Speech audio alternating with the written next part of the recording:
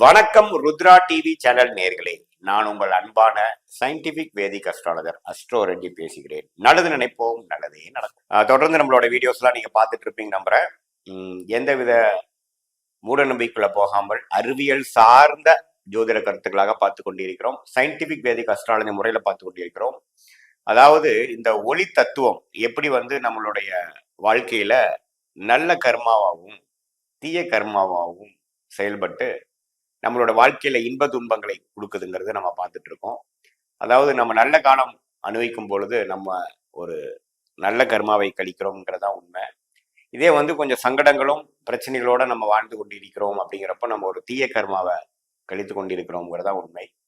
So எது மாதிரி கர்மா இப்போ நம்ம கழித்து கொண்டிருக்கிறோங்கிறது தெரியற அந்த ஒளி தத்துவம் அறிவியல் சார்ந்த ஒரு ஒரு ஜோதிட சாஸ்திர முறையை நம்ம ஃபாலோ பண்றோம். பரிகாரங்கள் மூட நம்பிக்கைகள்லாம் நம்ம போறது இல்லை. ஏன்னா அது கர்மாவை என்ன அனுபவிக்கணுமோ அதை அனுபவிச்சாகணுங்கிற ஒரு அடிப்படையில் இருக்கு. பட் வருமுன் அதுக்கு மென்டலா நம்ம ப்ரிப்பேர் பண்ணி எப்படி நம்ம அணுகுமுறை அந்த பிரச்சனையை எப்படி நம்ம சமாளிக்கலாங்கிறதுக்கு இது அற்புதமான இந்த தெய்வ சாஸ்திரமாகிய இந்திய வேத ஜோதிடம் நம்ம கண்டிப்பா கையில் எடுத்து நம்ம உபயோகிச்சு கொண்டு இருக்கிறோம். பலாயிரக்கணக்கான கிளைண்ட்ஸ் அதனால பெனிஃபிட் அடைஞ்சிட்டு இருக்காங்க. நீங்களும் அடைய போறீங்க. இந்த வீடியோல நம்ம என்ன பார்க்க போறோம்னா, கன்னி ராசிக்கு பிப்ரவரி மாதம் 2025, அதாவது வருடத்தின் 2வது மாதம் எத்தகைய ஒரு மாதமாக வருகிறது அப்படின்னு பார்க்க போறோம். அதுக்கு முன்னாடி ஃபர்ஸ்ட் டைம் இந்த சேனலுக்கு வரவங்க மறக்காம சப்ஸ்கிரைப் பட்டன் கிளிக் பண்ணுங்க. தொடர்ந்து நம்மளோட வீடியோஸ் எல்லாம் உங்களை அடையும். ஃப்ரெண்ட்ஸ் அண்ட் ரிலேட்டிவ்ஸ்க்கு பிடித்த வீடியோஸை ஷேர் பண்ணுங்க.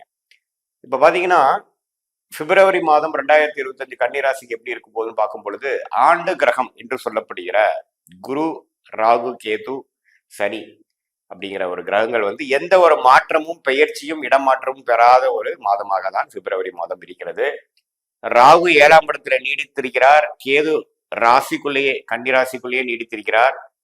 குருவின் பார்வையும் பெறுகிறார். அதாவது 9ஆம் இடத்துல இருக்க குரு பார்க்கிறாங்க கேதுவை 5ஆம் பார்வையாக பார்க்கிறார். சனி 6ஆம் இடத்துல நீடித்து பிப்ரவரி மாதம் மூலம் இருக்கிறார். இந்த ஆண்டு கிரகத்தின் அமைப்பு எப்படின்னா, ராகு கேது ராசி தொடர்பு கொள்ளும் பொழுது மனசுல கொஞ்சம் குழப்பமும் இந்த கிளாரிட்டியில சில பிரச்சனைகளும் இருக்கக்கூடிய அமைப்பு இருக்கு. தொழில் அதிபர்களா இருந்தாலும் சரி, வளர்ந்து வரும் இள வாலிபர்களா இருந்தாலும் சரி, மாணவ செல்வங்களா இருந்தாலும் சரி, இல்லத்தரசிகளா இருந்தாலும் சரி, இந்த உறவுகள் விஷயத்துல திங்கிங் விஷயத்துல ஒரு கிளாரிட்டி இல்லாம இருக்கு. இப்போ குடும்பமா இருந்தாலும் சரி, நண்பர்களா இருந்தாலும் சரி, நம்மளோட ஓன் முடிவெடுக்கிற விஷயத்துலயுமே தீர்க்கமாக முடிவெடுக்க முடியாமல் ஏனோதானன் இருக்குது. சில விஷயங்கள்ல நமக்கு ஒண்ணுமே ஆன்சர் கிடைக்கல. There are some open ended questions இருக்குங்கிற மாதிரி ஒரு அமைப்பு தான் ராசியில கேதுவும் 7ஆம் இடம் என்று சொல்லப்படுகிற நண்பர்கள், பங்குதாரர்கள், நம்ம அன்றாட வாழ்க்கையில நம்ம மீட் பண்ணக்கூடிய நபர்கள் இருக்காங்க இல்லைங்களா, அதுல ராகு இருக்கிறதும் ஒரு விதமான ஒரு இணக்கமான ஒரு விஷயத்தை கொடுக்காமல் ஏதோ ஒரு விஷயங்கள் விடை தெரியாத ஒரு அமைப்பு கொடுக்கக்கூடிய அமைப்பு தான் இது கன்னிராசிக்காரர்களுக்கு ஒரு 1.5 வருடமாக போய் கொண்டிருக்கிறது. அது ஏப்ரல் மாதம் நடக்கக்கூடிய ராகு கேது பயிற்சியிலிருந்து தான் அது விலகி ஒரு நல்ல கிளாரிட்டியும் ஒரு நல்ல ஸ்ட்ரெச் வாழ்க்கையில் என்ன பண்ண போறோங்கிற விஷயத்துல வயசு வித்தியாசம் இல்லாமல் நல்ல ஒரு ஸ்ட்ரெச் கன்னிராசிக்காரர்களுக்கு தெரிய போகுதுங்கிறதா உண்மை. இப்ப நம்ம பிப்ரவரி மாத பலன் பாக்குறப்போ ராகு கேதுகள் தொடர்ந்து அங்கதான் இருக்கிறார். குருவின் பார்வை இல்ல ராசியில பெறதுனால என்னதான் குழப்பம் வந்தாலும் கடைசி ஒரு நல்ல முடிவு எடுக்கக்கூடிய அமைப்பு தான் போய்கொண்டிருக்கிறது. நம்ம அப்படியே நட்டாட்டுல போற மாதிரியும் எதையுமே முடிவு பண்ண முடியல, ஒரு வாழ்வாதாரமே கெட்டுற அளவுக்கு போயிடுச்சுங்கிற அளவுக்கு தவறான ஒரு அமைப்பு இல்லை. அதே சமயத்துல 6ஆம் இடத்துல சனி இருக்கிறது பகைவர்கள், கடன், ருணம், அதாவது உடல் உபாதை, இது மாதிரி விஷயத்துல எல்லாம் கொஞ்சம் செக்குல வைக்கிறது, கொஞ்சம் கண்ட்ரோல்ல வச்சிருக்கக்கூடிய அமைப்பு சனி 6ல இருக்கிறது. இந்த பாவத்தில் சனி இருந்தாலும் அந்த பாவத்தை கெடுப்பாருங்கிற முறையில 6ஆம் இடத்துல சனி இருக்கிறது ரொம்ப நல்லது. அதாவது 2 வருஷமாக ஓரளவுக்கு கடன் பிரச்சனையில பெரியா அவதிப்படாமல், பகைவர்கள் பிரச்சனைகளும் பெருசா இல்லாமல், வம்பு வழக்குகள் எல்லாம் கொஞ்சம் ஓரளவுக்கு இல்லாமல் வாழக்கூடிய அமைப்பு கன்னிராசிக்காரர்களுக்கு இருக்கு. அது தொடர்ந்து பிப்ரவரி மாதமும் இருக்கக்கூடிய அமைப்புகள் இருக்கு. குரு 9ஆம் இடங்கிற பாக்கியஸ்தானத்திலிருந்து ராசியவே பார்க்கறது ஒரு புத்துணர்ச்சியும் ஒரு திட்டம் தீட்டி அதுல செயல்படுறதும், அதுல சில தோல்விகள் வந்தாலும் அதுக்கு அடுத்தடுத்து போகக்கூடிய ஒரு அமைப்பு இருக்கக்கூடிய ஒரு இதுதான் கொடுக்கிறாரே ஒழிய ஒரு இக்கட்டான ஒரு சூழ்நிலை கொடுக்கக்கூடிய அமைப்பு ஆண்டு கிரகத்துக்கு இல்லை. யாருக்கு? கன்னி ராசி பொறுத்த வரைக்கும். சரி, இப்ப மாத கிரகத்துக்கு வரும்பொழுது ராசி அதிபதியாகிய புதன் எப்படி இருக்கிறாருன்னு பாத்தீங்கன்னா, மாதத்தின் ஆரம்பத்தில் பிப்ரவரி 1ஆம் தேதி புதன் மகரத்தில் இருக்கிறார். பிப்ரவரி 11ஆம் தேதி வந்து கும்பத்துக்கு போயிருக்கிறார். ஸோ 5ஆம் இடத்துல நட்பு வீட்டில் இருக்கக்கூடிய ராசி அதிபதி 6ஆம் இடத்துக்கு மாறுறார். தவறில்லை. பட் என்ன, குருவின் பார்வையிலிருந்து விட்டு விலகிறார். ஏன்னா மகரத்தில் இருக்கும் பொழுது குருவின் பார்வை பெறுகிறார், 9ஆம் பார்வை பெறுகிறார். ஸோ ஓரளவுக்கு மாதத்தின் முதல் 2 வாரம் ஒரு மாதிரியான ஒரு புத்துணர்ச்சியும் சில விஷயங்கள் வந்து யோகமா இருக்கக்கூடிய அமைப்பு இருக்கு. அதுக்கப்புறம் வரக்கூடிய கடைசி 2 வாரங்கள், குறிப்பாக பிப்ரவரி 12ஆம் தேதியிலிருந்து பாத்தீங்கன்னா கொஞ்சம் அவுட் ஆஃப் கம்ஃபர்ட் ஜோன்ல போய் சிலதெல்லாம் செய்ய வேண்டியது இருக்கும். தொழில் செய்யறவங்க பாத்தீங்கன்னா கொஞ்சம் கடன் பட வேண்டி இருக்கும். தொழில் அபிவிருத்திக்காக சில கஷ்டங்கள், சில முயற்சிகள் எடுக்க வேண்டியதா இருக்கும்.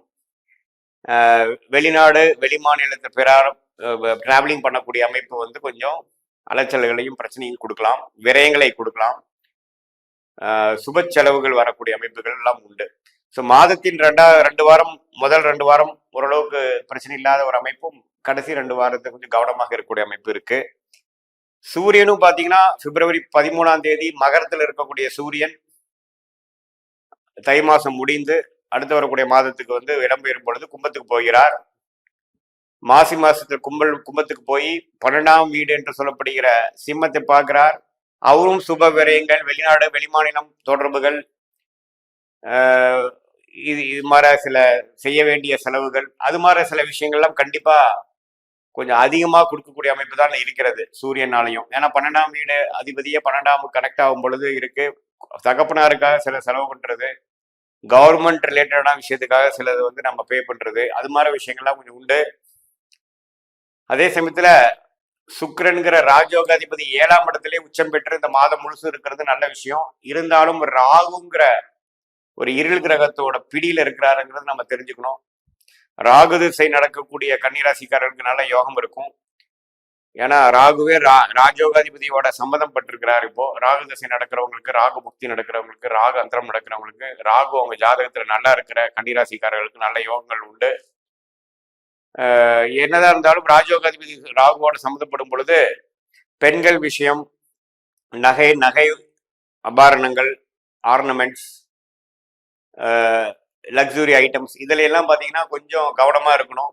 ஏதோ நம்ம லாஸ் ஆகுறது, அடிபடுறது, வண்டி கார் வெஹிக்கிள்ஸ் இருக்கும் பொழுது கொஞ்சம் ஜாக்கிரதையா போகணும். ஏன்னா உங்களுடைய 9ஆம் வீட்டு அதிபதியாகிய சுக்கிரன் 7ஆம் இடத்துல இருக்கும் பொழுது கொஞ்சம் லக்ஸுரி ஐட்டம் வந்து கொஞ்சம் கேர்ஃபுல்லா இருக்கக்கூடிய அமைப்புகள் வைத்துக்கொள்ள வேண்டும். நீங்க யாரோட உறவாடுறீங்கிறதப்போ பார்க்கணும். பெண்களோட நம்ம சம்மந்தப்படும் பொழுது, பெண்களோட நம்ம நட்பு பாராட்டும் பொழுது கொஞ்சம் கவனமா இருக்கக்கூடிய அமைப்புகள் தேவைப்படுகிறது. ஏன்னா சுக்கிரன் ராகுவோட சம்மந்தப்படும் பொழுது கொஞ்சம் மனசு சஞ்சலப்பாகக்கூடிய அமைப்புகள் இருக்கு.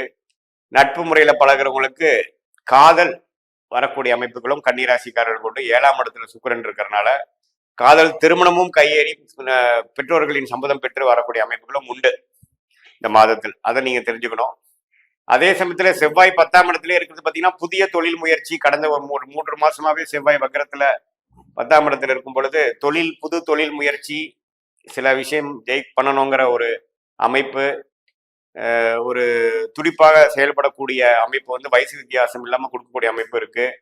மாணவர்களா இருந்தாலும் கொஞ்சம் எஃபோர்ட் எடுத்து கொஞ்சம் படிக்கக்கூடிய அமைப்பு, ஒரு டைம் டேபிள் போட்டு பண்ணக்கூடிய அமைப்பு. ஒரு தொழிலதிபர்களுக்கு பார்த்தீங்கன்னா ஒரு புது டிவிஷன் அமைக்கிறது, ஒரு கிளை அமைக்கிறது, ஒரு புது ப்ராடக்ட் சேர்த்துக்கிறது, அபிவிருத்தி பண்றது, அது மாதிரி விஷயங்கள் இருக்கு. இதே வந்து எம்ப்ளாய்மெண்ட்ல இருக்கிறவங்க பார்த்தீங்கன்னா ஒரு ப்ராஜெக்ட்ல போய் அதிகமாக இன்வால்வ் ஆகுறது, புது ப்ராஜெக்ட்ல போறது, அது மாதிரி விஷயங்கள்லாம் நடக்கக்கூடிய அமைப்பு கண்டிப்பாக கன்னிராசிக்காரர்களுக்கு 10ஆம் இடத்துல செவ்வாய் இருக்கிறது கொடுக்குறார். ஸோ இது மாதம் முழுக்கும் இருக்கக்கூடிய ஒரு பலன் தான். ஸோ எப்படி பார்த்தாலும் புதன், சூரியன், செவ்வாய், சுக்கிரன் எல்லாமே ஓரளவுக்கு நல்ல அமைப்புல இருந்து முதல் 2 வாரம் வந்து ஓரளவுக்கு புத்துணர்ச்சியாகவும் யோகமாகவும், கடைசி 2 வாரங்கள் வந்து கொஞ்சம் கவனமாகவும், செலவுகளை வந்து கொஞ்சம் கட்டுப்பாடுக்குள்ள வச்சுக்கக்கூடிய அமைப்புகளும் முதலே சொன்ன மாதிரி சில அமைப்புகள் நடக்கும் என்றால் அதுக்கு ப்ரிப்பேர்டாக இருக்கக்கூடிய அமைப்புகளும் நீங்க பார்த்துக்கணும். பொதுவாக பார்க்கும் பொழுது ராசி அதிபதி வந்து நட்பு வீட்டில் இருக்கும் பொழுது முதல் 2 வாரம் குருவின் பார்வையில் வர இருக்கிறது ரொம்ப நன்மை. அடுத்த 2 வாரங்கள் வந்து நட்பு வீட்டில் இருக்கிறது எந்த விதத்திலையும் தவறு இல்லை. அதே சமயத்துல ராஜயோகாதிபதி ராகுவோட சேர்ந்திருந்தாலும் சுக்கிரன் உச்சம் பெற்றிருக்கிறார், ராசியவே பார்க்கிறார். ஸோ எந்த விதத்திலையும் ஒரு சுப விஷயங்கள், ஒரு நல்ல ஒரு அமைப்பு, புத்துணர்ச்சி, தன்னம்பிக்கை, இது எல்லாத்துக்குமே வந்து எந்த குறையும் இருக்காதுங்கிறத நம்ம தெரிஞ்சுக்கணும். இந்த மாதத்தை நல்லாவே நீங்க யூஸ் பண்ணிக்கணுங்கிறது கேட்டுக்கிறேன். இது ஒரு பொதுவான பலனே தவிர இது உங்க ஜாதகத்துல வந்து தனிப்பட்ட ஜாதகத்துல பார்த்து தசாபுக்திகள் எப்படி இருக்குங்கிறத பார்க்கும்பொழுது தான் துல்லியமான பலன்கள் எடுக்க முடியுங்கிறது நீங்க தெரிஞ்சுக்கணும். மீண்டும் மற்றொரு காணொலியில் சந்திப்போம். நன்றி, வணக்கம்.